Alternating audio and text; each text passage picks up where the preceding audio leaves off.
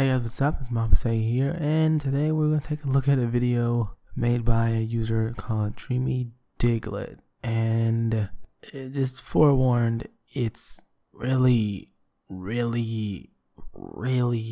strange. Ask anyone over the age of 50, and they will tell you that when they were in school, they didn't really know anyone with mental illness. Kids didn't have ADHD, oppositional defiant disorder, or social anxiety. Anorexia and bulimia weren't rife. No one was transgender, and teens certainly weren't on antidepressants. So right off the back in this video, she's saying a bunch of weird stuff that doesn't make any sense to ask anyone. Why would I be asking just anyone about the prevalence of mental illness in previous generations? Like, why would I ask just my grandfather or even just my father? Because my parents had me, but kind of later on in life. But yeah, that's really stupid. Like, what would some random guy or gal over 50 know about the prevalence or how rampant mental illness is, or was during their time? They weren't professionals. Well, who aren't professionals. And on top of that, there obviously were people who were transgender, because back in their time, transgenderism or whatever was considered a mental illness, actually, by the medical and psychological community in their day. So obviously some people were. So yeah, I'm thinking that you and a lot of people around YouTubes these days are seeing these things as being like as if they've really been ramped up. The only thing that I can really say is that the prevalence of maybe depression is ramped up, but for transgenders and all these other disorders or whatever, a lot of these ones, they weren't exactly diagnosed, and people did not realize that these were necessarily disorders that people could have or did have. So they kind of went unnoticed and were just called different colloquialisms or whatever, or dismissed outright. Maybe there were a few people who were gay, and sometimes there was a token fat kid. But millennials' greatest ills were virtually non-existent. For the past 60 years, we have tampered with aspects of civilization that are very fragile and delicate. I believe we have toppled a critical, long-standing tower. What happened? Women entered the workforce. Any appreciation of meager living and value on family above all else has dissipated. Second-wave feminism birthed a filthy cambion, a combination of the Western government program colloquially known as women's rights, more specifically an appeal to female hubris, and a heavy fist slamming the other side of the balance to make up for lost time. This surge of overcompensation has festered into a reprehensibly materialistic career culture, heavily normalized within the nuclear family. A high-earning female yuppie is worth more in our culture than a tender matron learning domestic skill. And why is this so, you ask? Because the latter is a traitor to her own. She doesn't bother to empower herself. Any woman who shows a desire to procreate in a healthy marital partnership is a self-sacrifice to the patriarchal overlords. This economically incentivized redefinition of female gender brings about an important question. Which of these archetypes most benefits future generations? So the first point, no one's ever appreciated meager living. That's kind of a part of capitalism, the competition, everyone, competing, trying to get to that top spot. No one's ever content with their just one lot in life of, being born middle or lower class. And of course, we've got, the rich who are okay with letting other people starve and die or whatever to maintain theirs. So like no one's ever been okay with meager living. It seems to be that for some reason you have an issue because women joined the rat race, and then this weird straw feminist about them being a traitor to their own. I don't know if there's any real prominent feminist voices that feel that way. I know popular culture and fuckheads like you and the Manosphere or whatever would attempt to posit that that's how feminists feel, but for the most part that's really not how they feel. For most women, feminism is about choice and autonomy and being empowered by being given options. And you don't have to be in the house. You can go out and work. You can stay in the house. You can do whatever you want. The high-earning female with strong corporate skills? Or the nurturing domestic matriarch? You may assume I insinuate the latter, but the answer really depends. See, the culture so entrenched in ideology isn't really the problem, but rather a symptom. Nor is it that women work in and of itself. While I'd certainly hear out such suggestions, I've never heard anyone criticize women in the workforce for being less capable than men, apart from perhaps in positions which are brutally physically demanding, or those which necessitate unfeeling, unsympathetic decision-making, for which I see no shortage of frigid wenches. Bitch what? Bitch what? So we had to sneak in a gendered insult real quick, and then we had to waffle about as if we're about to be super objective when we've obviously already tried to show some sort of weird causal link between the high correlation of mental illness and disorder diagnoses here in particularly America with the right wing's common fucking boogeyman, the breakdown of the nuclear family. Like, yeah, we get it.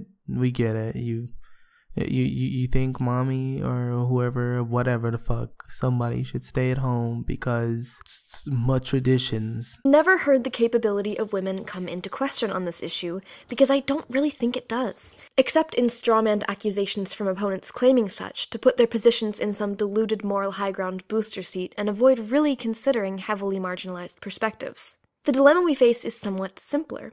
When women left the home, no one really replaced them. Being a head of household, orchestrating all domestic affairs, has traditionally been quite an extensive and demanding career, partially because you're never not at work. If done right, managing a home and caring after multiple other humans is much harder and much more rewarding than any other job you could possibly do. How the fuck would you even know that? Like that's just like dude, that's just your opinion, man. Also a marginalized opinion? Oh my god, will you neckbeard fuckwit stop acting like you're fucking victimized? Like, shut the fuck up. God damn it. What the fuck are you talking about? You're not marginalized because traditionalism has fallen largely out of fucking favor. Fucking, it's like people like you are always the biggest of snowflakes. Like, what the fuck? Like, what in the literal fuck? Like, you are so fucking stupid. Like, and really just try to sneak that shit in. Like, not considering truly marginalized viewpoints. What? You're not marginalized. You want to find someone you guys want to have a traditional home, you can do it. But you're not going to force that shit on the rest of society. It's horrendously patronizing to build up an image of stay-at-home mothers as somehow incapacitated plain Janes or wasted potential, as they hold what is arguably the most important role that can be played in any family unit, and have traditionally been not only nurturers of the coming generation, but the glue of civic engagement in the social sphere. Instead of proceeding with caution, we brazenly championed this new de-hierarchized structure and didn't really question the possible ramifications of a grand-scale social experiment. Do not mistake my criticisms for either or thinking. That both parents must constitute strictly one half of some yin-yang traditionalist mirage isn't necessarily practical for everyone. Every partnership involves different factors that play into the functionality of a family unit. It's more than sensible for a father to stay at home if such an arrangement is ultimately preferable to all involved. Just the same, household duties can be distributed as is conducive to harmony. And a part-time working mother certainly doesn't have the same effect on children as one who's gone the whole day. So there's quite a gradient of possible scenarios. I would, however, like to stress the importance of recognizing why gender roles have been so clear in history. Because the system has worked, made people happy, and added value to their lives. Well, that's just like your opinion, man. Like, you provided no amount of actual evidence, like either in your description or in this video or anything, to say that they work and they make people happy and give their lives meaning. Like, what? That doesn't make any sense. All that stuff is totally subjective. And just because something makes some people happy doesn't necessarily mean that it's good. Like, that's a non-argument. And even then, it's a fallacy. It's an appeal to emotion. Just because it can make some people happy does not mean that it is good. Like, that's stupid. And on top of that, if it was making people so happy, how did something like, the women's rights and all that stuff even gain any ground if people were just so satisfied?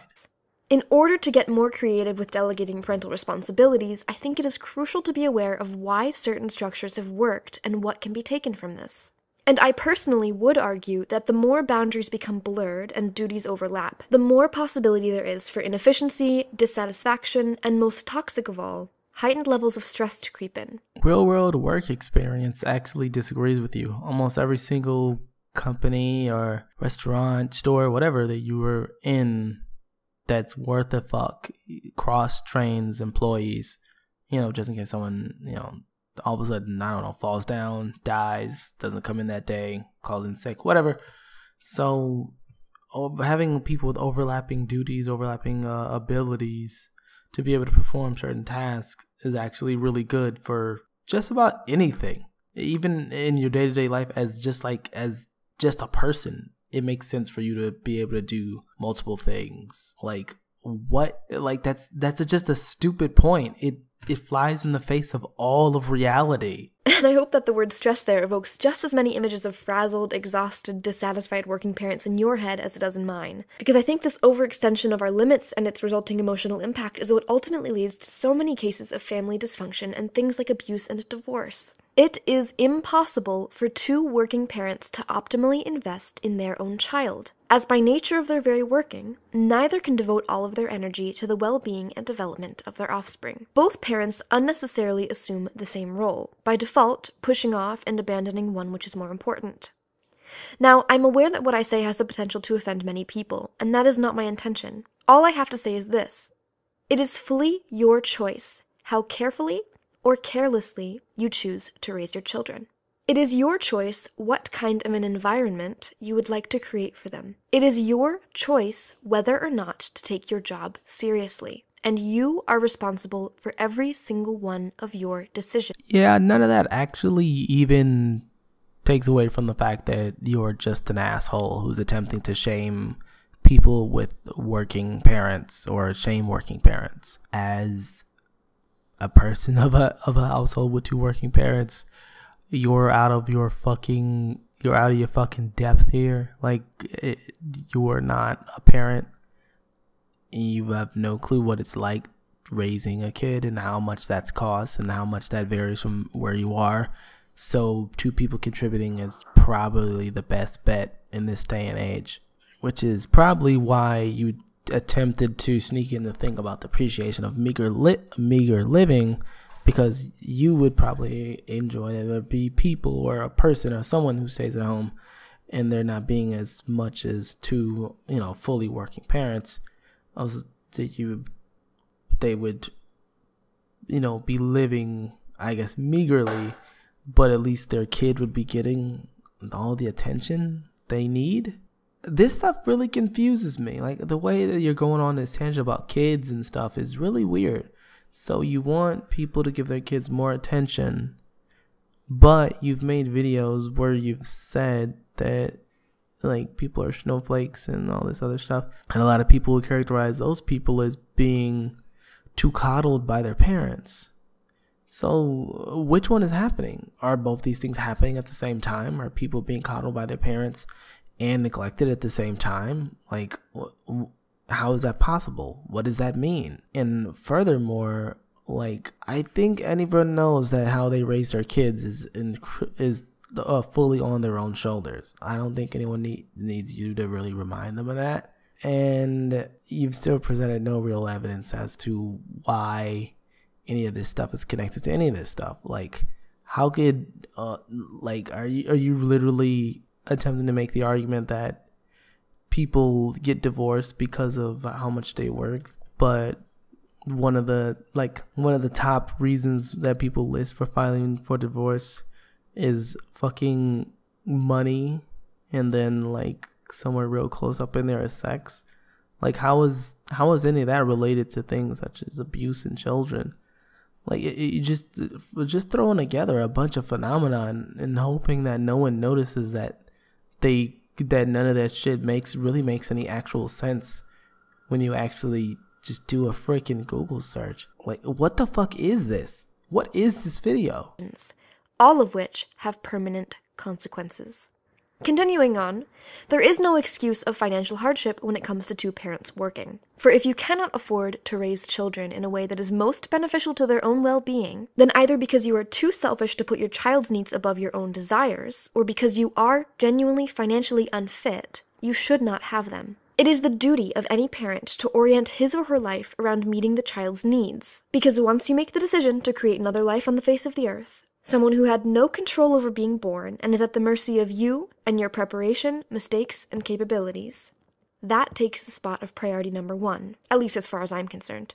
All that is well and good, but you still haven't presented any actual evidence as to your way being the optimal way to raise a child. So all this, once again, is just your opinion, which I guess is fine. But if you're trying to say that your opinion that this thing is best and you attempt to correlate it with real world events such as the high diagnoses of mental illnesses and disorders, and then, of course, you transphobic shit that we're just going to ignore as well. Yeah, you haven't actually done anything. There's no legwork here. There's nothing to prove or insinuate that this is actually any good outside of it just being what you personally would prefer to see in the world. Arguably, a dual-income household could well reinforce job dissatisfaction and even slightly damage earning capacity. Parents with such busy schedules are often frazzled and exhausted from working so hard, and return to a neglected home environment with numerous tasks to tackle. The home becomes a place of stress that doesn't quite create the conditions for restored, well-rested individuals who can perform to their full potential in the workplace. Seeing as how both parents can neither achieve their professional best, nor take optimal care of their children in such a scenario, ultimately failing to create a balanced and fulfilled home, the entire system is backwards and completely inefficient. Parental absence can create feelings in children of being lonely, overlooked, unengaged, or even unsafe, as things like needing an unforeseen doctor's visit or wanting mommy and daddy to come to a recital can cause extreme stress and schedule conflict hassle, not to mention things like children being left at home alone or sent to daycare. When instead of staying home to maintain and nurture a household, you work so you can afford a better house, another car, a fancy vacation, a flat-screen TV, a trendy toy, you show that you value things, or at least money, more than you do your own babies. This conflates emotional investment with financial, leaving children empty, unloved, utterly nihilistic, and unfulfilled.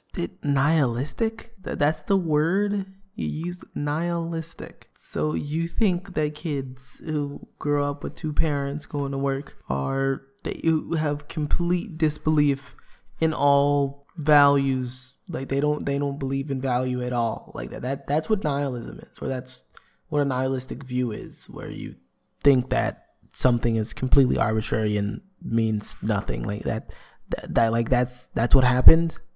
Like, are you serious? Do you have any evidence to back any of these things up? Do you have any evidence to back up this claim that it's inefficient for the workers of the home and all that stuff? Like, is that a thing? Because that doesn't seem to be the case. We've actually seen somewhat of a workers' productivity boom since women joining the workforce. The real problem seems to be the stagnation of wages. But of course, you would want to talk about that. Children may be pampered with more expensive lives, but it's all at the cost of deep emotional parental investment during years that no amount of money can ever buy back.